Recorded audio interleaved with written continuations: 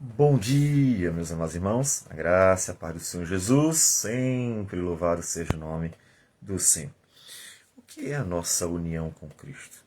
O que ela de fato é e quais as implicações dela? O apóstolo Paulo, que está nos dando todo o Evangelho para que compreendamos perfeitamente a obra de Cristo, agora precisa tratar sobre essa união com Cristo e as suas implicações também.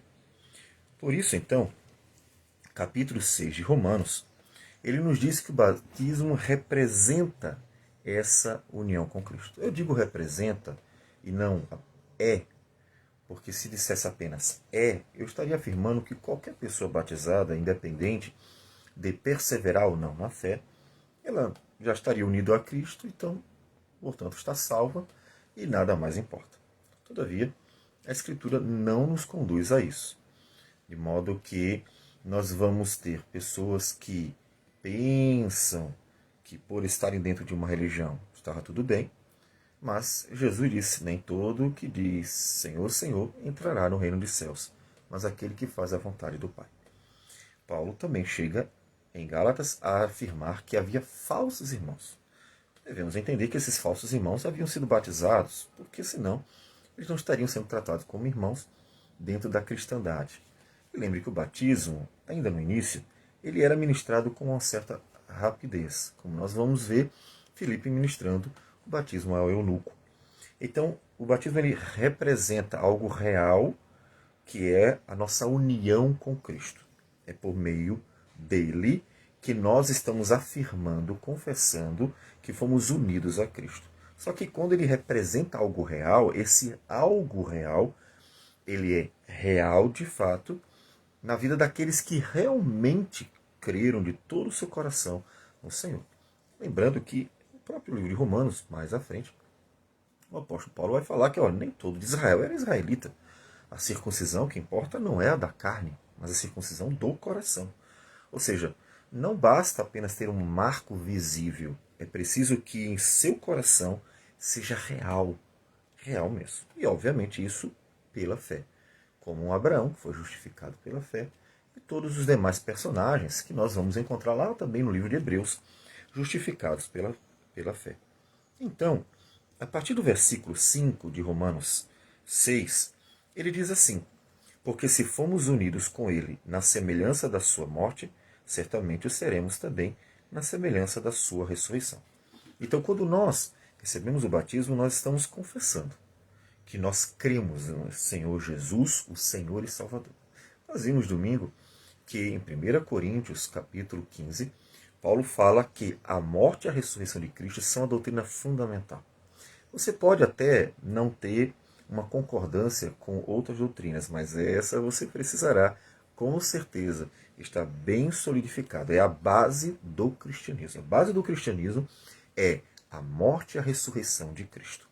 Esse era o evangelho, inclusive, que os apóstolos pregavam para todos, tanto os judeus quanto os gentios, como o apóstolo Paulo fala tanto aos coríntios, como também está nos ensinando aqui na sua carta aos romanos.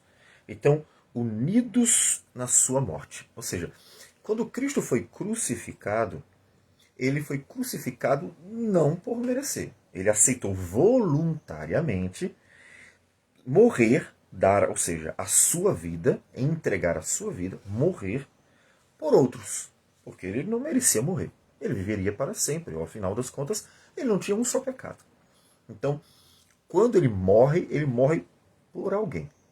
E pela fé, ao nós crermos nele, nós somos unidos a ele, na sua morte. Ou seja, é como se nós morrêssemos também. E aí a gente entende melhor, né? Porque Jesus disse, aquele que quiser ser meu discípulo, negue-se a si mesmo, tome a sua cruz. O que é tomar a cruz? É se identificar com Cristo. É morrer com ele. É de fato ser unido a ele, que é o que acontece quando nós confessamos a Cristo por meio do batismo, que é o sinal da aliança do Novo Testamento. Nós somos unidos a Cristo Jesus. E somos unidos na sua morte. Mas também ele ressuscitou. Uma vez que fomos unidos a ele, e ele morreu, mas ao terceiro dia ressuscitou, então fomos unidos completamente. Fomos unidos a Ele para recebermos dele tudo, tanto a sua morte quanto a sua ressurreição. A sua morte para justificação, ou seja, morremos. Então o pecado foi pago. Porque o salário do pecado é a morte. Morremos com ele. Então foi pago o pecado. E na ressurreição, porque uma vez que ele venceu a morte, então com ele ressuscitamos juntos, porque fomos unidos.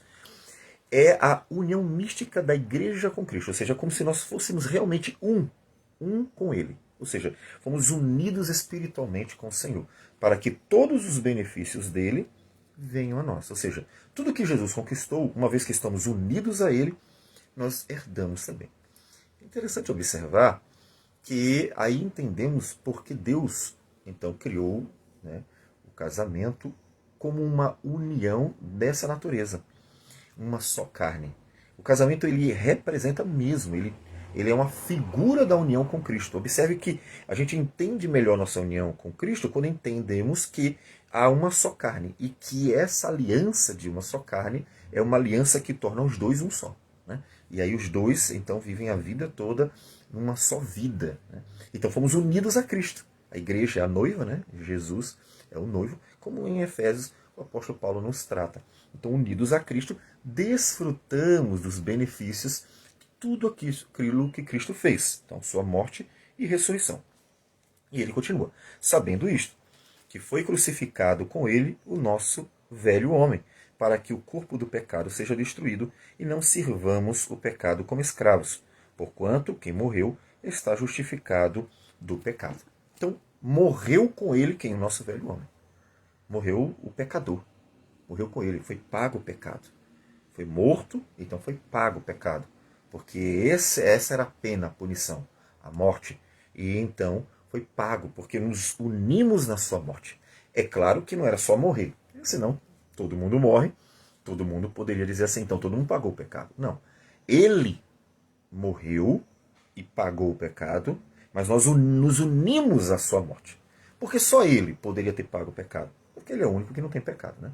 Então, uma vez que ele não pecou jamais, a sua morte é uma morte que não é merecida. Então, a sua morte é uma morte substitutiva. É uma morte em sacrifício por. Portanto, ele morreu e aí ele pagou o pecado. Mas fomos unidos a ele. E como fomos unidos a ele, então, os benefícios de sua morte vêm para nós. Então, morreu o nosso velho homem. Foi crucificado com Cristo. Negue-se a si mesmo, tome a sua cruz e siga-me. Veja, os 3 passos em um só versículo do que é, de fato, o cristão. O cristão é aquele que negou a si mesmo, ele reconheceu sua miséria, ele reconheceu que é pecador, ele reconheceu que estava errado, ele reconheceu tudo.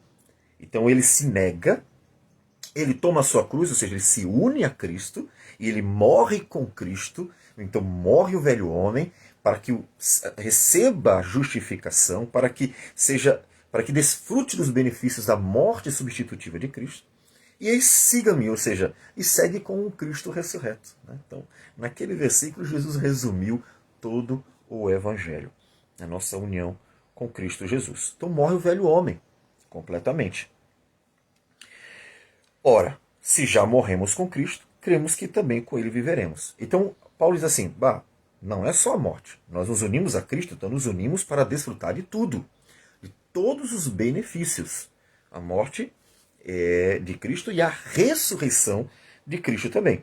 Então, se nos unimos a ele na morte, e ele ressuscitou, então também fomos unidos a ele na ressurreição, sabedores de que, havendo Cristo ressuscitado dentre os mortos, já não morre, a morte já não tem domínio sobre ele. Então, ele morreu uma única vez e não morre mais. Está vivo para sempre.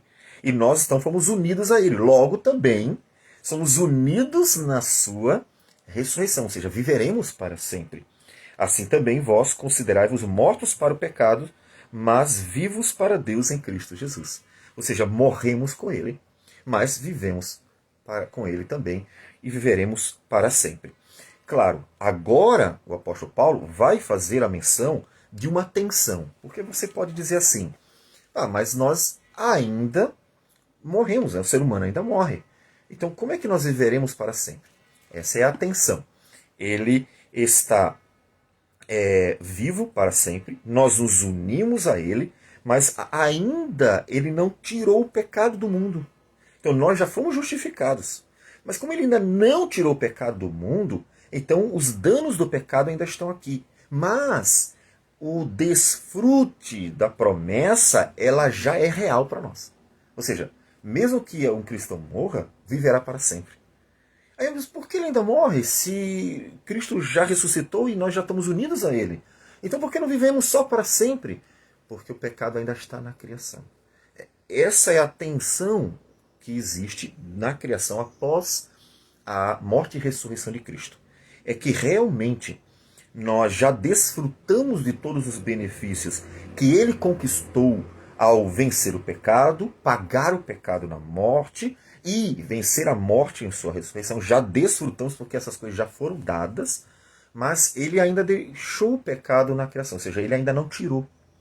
Ele foi e decidiu que iria e voltaria, e durante esse tempo em que ele foi e prometeu voltar, o pecado ainda está no mundo. É o tempo que Deus quis para que os homens crescem, para que os homens ouvissem o Evangelho e crescem, e fossem revelados, pouco a pouco, os filhos de Deus. Ele quis que fosse assim, ele deixou a história continuar, para que pela fé fosse manifesta a salvação. Né? A salvação pela fé. Então ainda estamos nessa tensão. Ainda morrem os homens, mas nós já sabemos que nós viveremos para sempre. Por quê? Porque fomos unidos na ressurreição de Cristo. Portanto, nós já temos a certeza desse desfrute. Né? E em versículo 12, então, ele traz uma aplicação para a nossa vida que nós devemos fazer um bom uso. Observe bem. Ele diz: não reine, portanto, o pecado em vosso corpo mortal, de maneira que obedeçais às suas paixões. Nem ofereçais cada um os membros do seu corpo ao pecado, como instrumentos de iniquidade, mas oferecei-vos a Deus como ressurretos dentre os mortos, e os vossos membros a Deus como instrumentos de justiça. Porque o pecado não terá domínio sobre vós, pois não estáis debaixo da lei, e sim da graça. Vocês já morreram com Cristo. Vocês já ressuscitaram com Cristo, ou seja, você já tem a vida eterna. Ainda que, como disse, ainda haja a morte na criação, até o pecado ser tirado dela, como nós vemos em 1 Coríntios 15.